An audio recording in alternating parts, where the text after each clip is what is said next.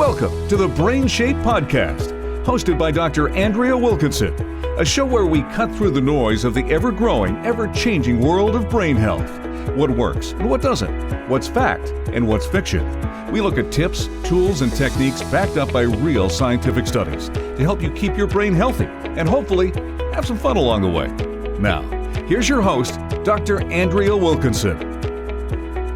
You're listening to the BrainShape podcast, episode number 26.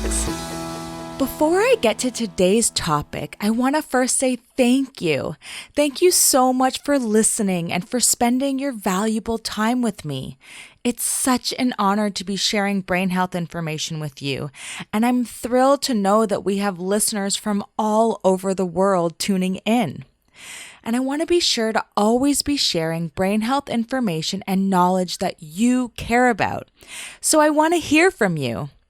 We're creating a new segment called Andrea Answers that will come out sometime in the future, and I want to know your burning brain health questions. So email me at andrea@brainshape.ca and let me know what questions you have about brain health, brain healthy foods, memory, staying active, a past guest, or anything at all. I'm so looking forward to dedicating a future episode entirely to answering your questions, and I'm excited to see them in my inbox at andrea@brainshape.ca. But let's get back to today's episode. Stress is a regular part of our lives. As humans, our stress response evolved as a survival mechanism, giving us the physical strength and mental agility to deal with life-threatening situations, such as a predator. But in our current day life, humans feel stressed by many non-life-threatening situations, such as feeling overwhelmed by your workload, sitting in traffic, the long line at the grocery store, or the pot of rice that you just burnt at the dinner party you're hosting. Although burning a pot of rice or sitting in traffic is far from a life or death situation, for many of us, it still mounts a stress response in our brains and our bodies. Even though stress in the short term serves a purpose by improving our performance, chronic or consistent stress can have a damaging effect. Today, we're talking all about stress, what it is, and how it affects your brain and your body. We'll also touch on some strategies you can use to help manage the stress you experience on a day-to-day basis. Here we go. Here I am talking all about stress and the brain. Have you ever wondered what happens to your brain when you're feeling stressed out? What is stress? It was first defined by Dr. Hans Selye in 1950 as the mind and body's response to any pressure or demand. Our stress response is also known as our fight or flight response. It evolved as a survival mechanism that enabled humans and other mammals to quickly react when faced with a threat or a potential threat. In the moment when we're faced with a threatening situation, we must decide to either face it and fight it off or flee and run away as quickly as possible. As humans evolved, however, we've gone from being stressed by truly life-threatening events, for example, a predator lurking in the background, such as a lion, that may come and attack us, to now being stressed out by perceived stress that exists more in our interpretation of an event.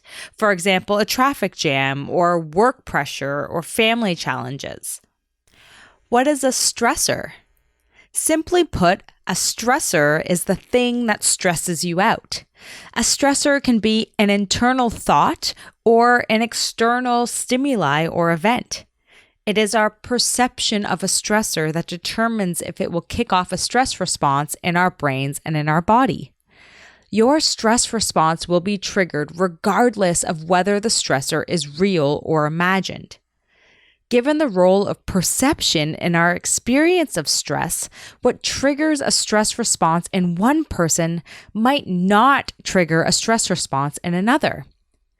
Needless to say, truly life-threatening events, so for example, if you're doing some banking and a robber enters the bank with a gun, that's going to trigger a stress response in almost all individuals. But traffic, as another example, might be perceived and interpreted as super stressful, whereas another person might find it actually quite relaxing as they sit calmly in their car listening to their favorite podcast, the BrainShape podcast, of course. Unfortunately, you can be truly stressed out and evoke a stress response in your brain and your body solely by a thought, when in fact, nothing has happened in the external world, but you can still feel stressed and your body will still produce all of your stress hormones and respond to this imagined thought as a real life stressor. So a stressor can exist solely in your mind, such as the feeling of being overworked. So a stressor is something that we internally process as negative. Why did we evolve to experience stress in the first place? What benefit does it serve? It's really important for me to frame this discussion on stress in terms of how stress serves us. Stress isn't always a bad thing. It can be really useful for improving and increasing energy and focus. Stress in the short term can actually enhance your memory and your performance. For example, if you're about to speak in public, feeling stressed can give you the mental and physical energy you need to really knock that public talk out of the park. It can help you stay focused and alert.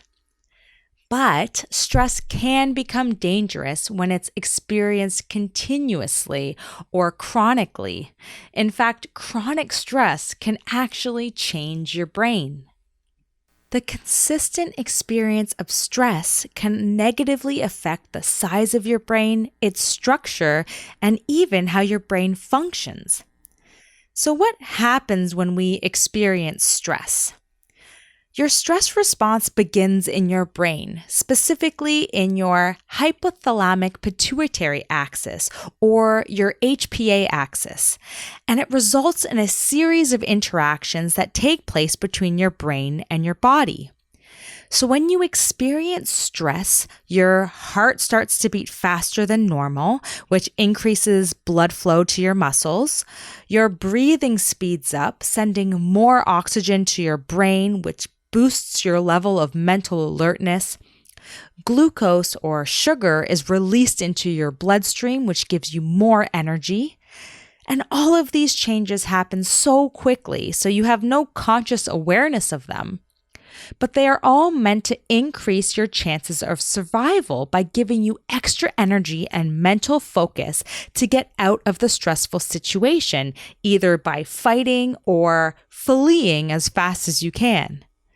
So when you encounter a stressful situation, like a bear in nature or a traffic jam when you're running late for a meeting, your hypothalamic pituitary axis or your HPA axis is activated and releases your stress hormone, and your stress hormone is called cortisol. Cortisol primes your body for instant action by giving your body physical energy to deal with the stress. It does this, as I mentioned, by pumping glucose or sugar into your bloodstream and releasing adrenaline. So the hormone is released to get us ready to fight or flee a situation. Our stress hormone cortisol also suppresses bodily functions that are not necessary for our immediate survival. So it'll suppress our immune response and our digestion, for example. So in the short term, stress primes our bodies to get ready to deal with the stressful situation in an effective way. So we have lots of energy and mental focus to deal with the stress effectively or to run away as quickly as possible.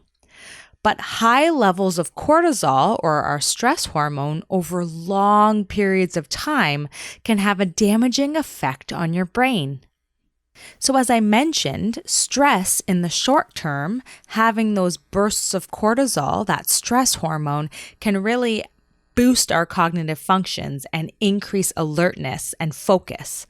But chronic unmanaged stress can negatively impact our learning and memory. So for example, if you are chronically stressed, continuously stressed out by being overworked or having frequent arguments at home, or you're constantly worrying about your finances, these levels of stress hormone, these consistent levels of stress hormone cortisol, will negatively impact, as I mentioned, learning and memory. As levels of your stress hormone cortisol rise, electrical signals in your hippocampus, so that's the part of your brain that's responsible for memory and learning, these electrical signals in the hippocampus begin to deteriorate, and the size of your hippocampus can even shrink. Your hippocampus helps to control stress levels by controlling or inhibiting your hypothalamic pituitary axis or your HPA axis. So when your hippocampus is weakened, so is your ability to control your stress. But not to fear, the negative impact of stress on your hippocampus, so that is also in charge of your memory and learning, requires extended stress exposure to occur. And research shows that these changes are reversible. As I mentioned before, chronic stress or continuously secreting cortisol, your stress hormone, can literally cause your brain to shrink in size. So too much stress and cortisol, your stress hormone, can deteriorate the connections between brain cells and lead to shrinking of your frontal lobe, the part of your brain that's associated with your higher level thinking, concentration, judgment, decision-making, and organization. So stress can lead to less new neurons being made in your hippocampus. So this means that chronic stress might make it harder for you to learn and remember things. So we've talked about the fact that stress isn't always bad, that in fact we need stress to survive, because feeling a little bit of stress improves our mental and physical performance. But we've also talked about that negative side of stress and how having consistent exposure to cortisol, our stress hormone, is negative for our brains and our bodies. So why is that exactly? We know that elevated cortisol, our stress hormone, keeps your heart rate up and elevates your blood pressure. But high blood pressure is bad. Cortisol, or your stress hormone, also promotes the release of glucose into your bloodstream to increase your energy. But excess energy ultimately becomes stored as fat, and this can eventually lead to hardened arteries and abdominal obesity. Cortisol also reduces digestion and suppresses your immune response. And so oftentimes we see that people that are chronically stressed get sick more often. Cortisol also interferes with your circadian rhythm, making it hard to sleep.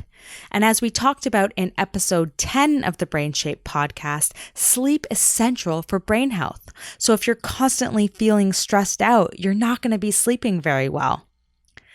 Cortisol's job is also, if you sort of zoom out and think about it in terms of a big picture, it's really to find and produce energy so that you can fight if you need to, or run away as fast as possible from a life-threatening situation. So it will do whatever it needs to find that energy. So oftentimes it's breaking down some fat to produce energy. But a problem with prolonged stress is that cortisol can even begin to break down bone. In a prolonged or exaggerated stress response, cortisol fails to function properly, and this has also been linked to increased inflammation. As I mentioned, our stress response was built to give us temporary surges of physical and mental energy, but we were never meant to be chronically stressed. In fact, if people are chronically stressed out, we see that they have poorer memory and concentration, they have an increased risk of anxiety and depression, they have more risk of sleep disturbances such as insomnia, and they also have a smaller hippocampus. So that's the area of the brain that's responsible for learning and memory.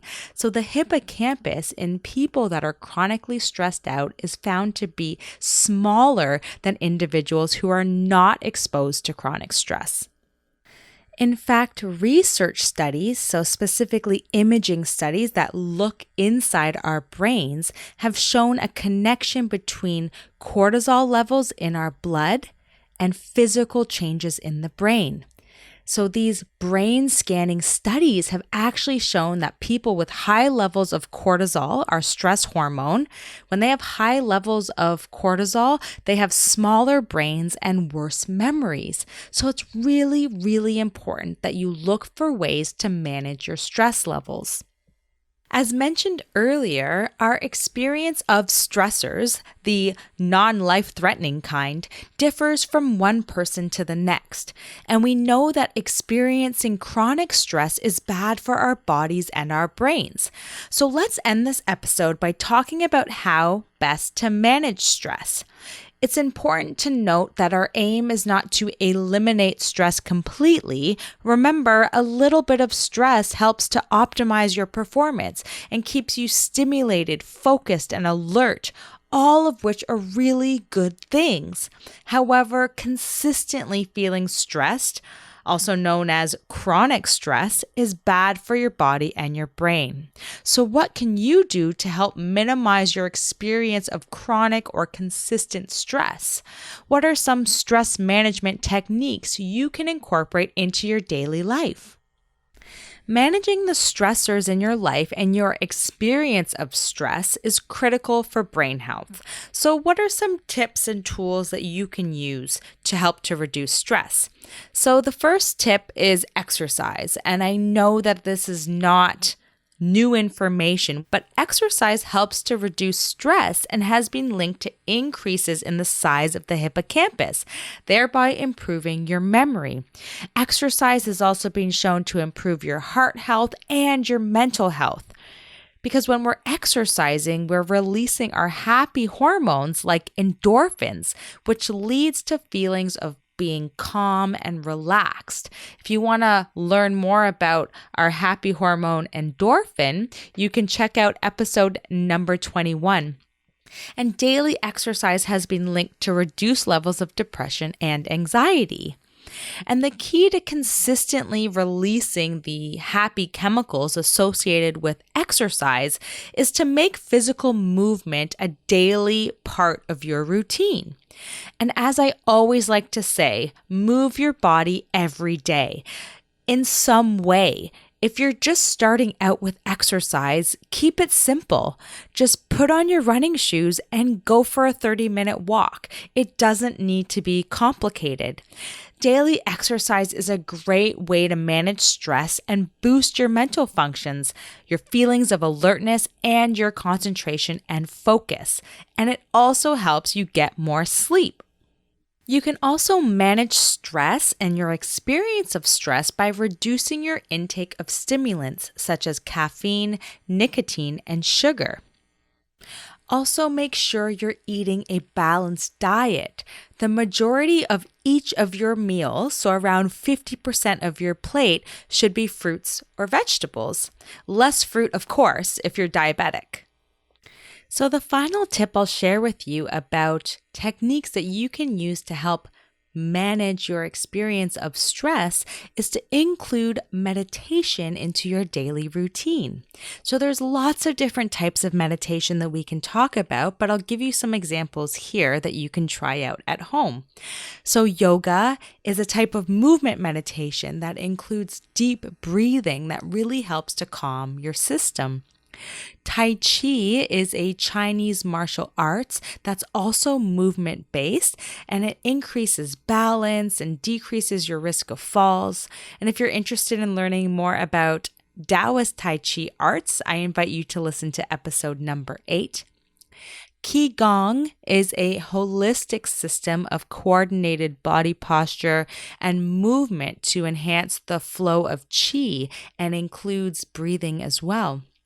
And there's also mindfulness-based stress reduction. So if you want to learn more about mindfulness-based stress reduction, I invite you to listen to episode number 6, where the person I'm interviewing, Dr. Fiocco, actually goes through a live demonstration with us. So if you're interested in what that experience would be like, I invite you to go check out that episode.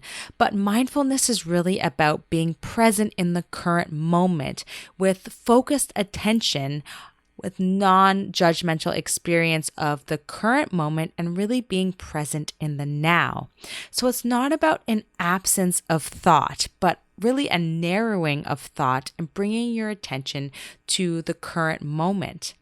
And what we see in meditation in the research is that meditation actually leads to changes in our neural networks in our brain. So long-time meditators have been shown to have an increase in brain volume. So the actual size of their brain is larger in areas of the brain where we saw shrinking in people that were chronically stressed. So I'm sure you've guessed it, that's the hippocampus. The hippocampus, which is responsible for learning and memory. We see that in longtime meditators, they have increased size, a larger hippocampus as compared to individuals who do not meditate. So we see denser brain regions in meditators, and meditators often are shown to have an increased immune response and decreased inflammation. So the take-home message is really get in control of your stress before it gets in control of you. If you've missed any of this, you can dive into the show notes for this episode and all past episodes at www.brainshape.ca/podcast. To access the show notes from today's episode specifically, just type episode 26 in the search bar and today's episode will pop right up. Thank you so much for tuning in. I hope that this episode gave you some important insights about how stress works in your brain and your body, and the damage stress can have if experienced on a consistent basis. If you often feel stressed in your everyday life, I hope that this episode encourages you to incorporate some techniques to help minimize the damaging effects chronic stress can have. Don't forget to subscribe to the podcast so that you'll be notified every time we publish a new episode. And since we're a weekly show, I'll see you back here next week. In the meantime, please send me your burning questions for our upcoming Andrea Answers episode. I'm really excited to hear from you. You can email me directly at andrea@brainshape.ca. Until next time, keep your brain in shape. And as always, it's been such a pleasure hanging out with you.